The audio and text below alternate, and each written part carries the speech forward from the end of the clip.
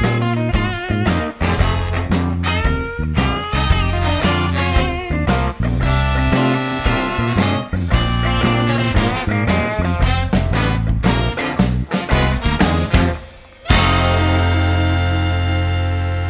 guys, I'm Skya from spoonfulofparadise.com, and we're here at the Kailua Farmers Market, and we're here on behalf of Ball Jar, who makes the ball mason jars you see here, and they've given us a grant to teach you guys how to use their product.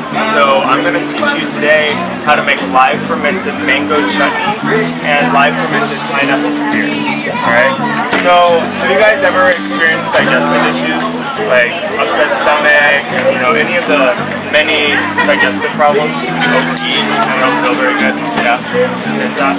So my favorite method for digestion is live fermented foods. And you guys have probably all heard of this stuff, yeah? Apple cider vinegar.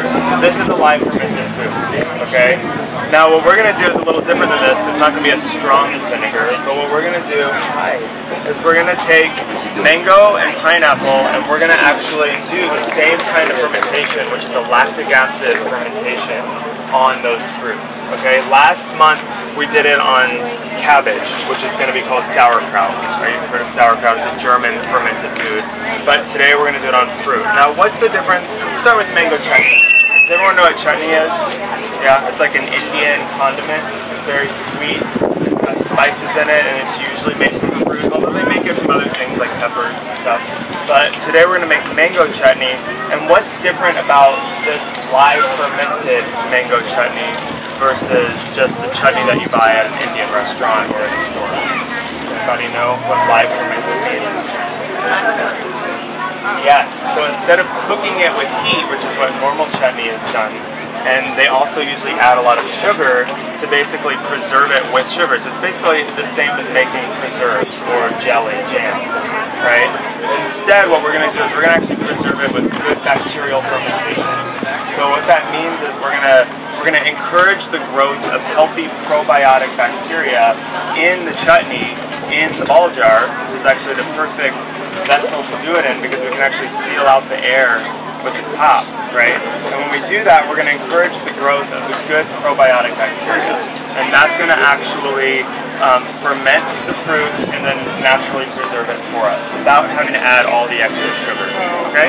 So we're going to use, most of the ingredients we're going to use are actually from the market. You can see the Thai chili peppers here, jalapenos, garlic, limes, ginger, okay, whole ginger root. And then I've already cut up the mango. Alright, so we've got it right here. These were from the market. They were ripe mangoes. We peeled them and cut them up. So I didn't want you guys to have to stand here for like an hour while I did that. So I went ahead and did that. So all we're going to do is we're going to start mixing this stuff in a bowl. It's actually really simple. We're going to mix it all in a bowl, and then we're going to put it into our ball jar. So let's get started. Alright. So first off, we have 3 cups of mango. Okay. So pre-chopped, and it can be finer than this, it doesn't really matter, it's kind of whatever texture you prefer. So, get 3 cups of this. Alright, and now it's basically a matter of flavoring it and adding the good probiotics. Okay, because right now, if we were to do this, it's kind of iffy whether it would actually go to lactic acid fermentation or whether it would do an alcohol fermentation. You guys have probably all tasted alcohol. That's another kind of fermentation, and that's not what we're doing here. We're doing lactic acid fermentation, which is sour instead of alcohol. Okay? So we have that, and then I've actually already cut up our spices. So this is a handy little, this is actually made for freezing your herbs. The Ball Jar company makes this as well. So what we're going to do is we're going to take a spoonful of ginger. So about a tablespoon of ginger. Okay. We're just going to throw that in, and we're just going to mix it all up once we've thrown in our spices. And then we've got 1 small jalapeno minced and 1 clove of garlic. Again, if you like more spicy, you can add more. If you like less spicy, you don't even have to add it. It's not required. Okay? So this is just some minced jalapeno. Where all of this is grown here in Hawaii. And then we've got the garlic. 1 clove of garlic that I minced. Okay? Now the other great ingredient that is also optional that really gives it that Indian kick is garam masala. You guys heard of garam masala? It's basically a spice mixture that's used in a lot of different Indian cooking. Sometimes it's used in sweet things, sometimes it's used in like meat dishes. So in this case, we're going to use it in a sweet dish. Alright? And I'm going to do 1 teaspoon of garam masala. Sprinkle that on. Now, normally I would use like a dried fruit like dates or apricots, raisins. Those all work really well. But if you don't have those, or if you want to stay local because some of those things don't actually grow locally, you can also use raw honey. So we're going to go ahead and use some raw honey. We're going to do like a 1/4 cup of raw honey in this, okay? Again, you don't have to add sweetener, you can add the whole fruit, dried fruit, but in this case, I don't have that stuff. And if you have the fruit, how many dates will you have added? It's going to be 1 cup worth of dates. Just chop them up. So you want to make sure if you do dates that you take the pit out, because the pit will definitely, not be good for chewing or break your teeth. Okay. So the raw honey. Okay. Now we're going to do a little bit of vinegar. This is mostly for flavor and to increase the acidity, which is going to actually help it go towards lactic acid fermentation, because this stuff actually fights off the type of bacteria that do alcohol fermentation. So we're basically trying to create an environment for the good bacteria. Okay. So I'm going to do about a tablespoon of apple cider vinegar.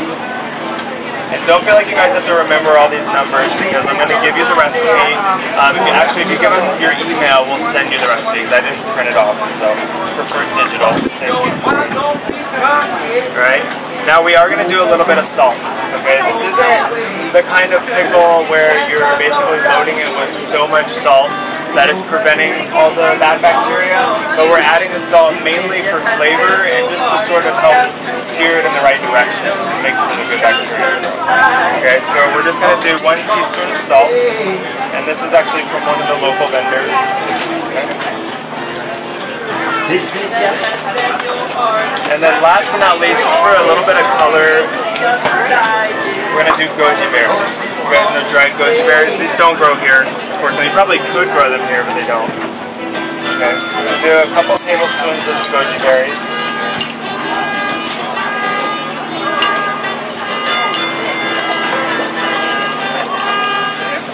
And then there is actually one more ingredient. We're going to do the live fermented kombucha. You guys know what kombucha is? Yeah? It's basically a live fermented beverage where they're taking a sweetened tea and they're letting it ferment to become a lactic acid fermentation. So it's the same process as this, except they've already done it for us. So this is what we call our starter, alright? Anytime you do fermentation, you need a starter. It's something to basically add the good probiotics that you want to encourage their growth in your ferment.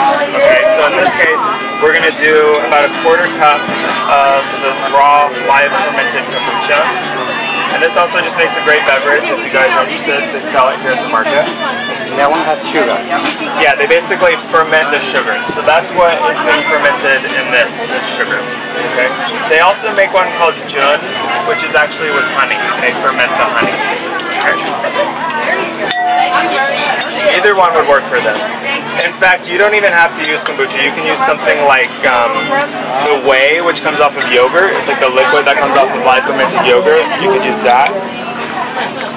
Some people even try doing like just a probiotic capsule, but I never really trust that because you never really know like what is actually alive and viable in those probiotic pills. So I like to actually add a live fermented culture. The miso will not be good. The miso you can use. Miso is another live fermented food if you get the right kind. But it might alter the flavor a little bit. So I feel like the kombucha kind of complements the fruitiness the most, whereas the miso is more like an earthy, salty flavor. So I usually save the miso for like my vegetable ferments. Yeah, good question.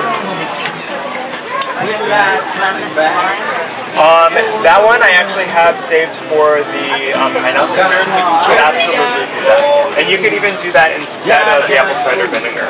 But I do find that the apple cider vinegar adds a really nice flavor. But so would mine. Mine's a great flavor too. So you can definitely play with your flavors for this.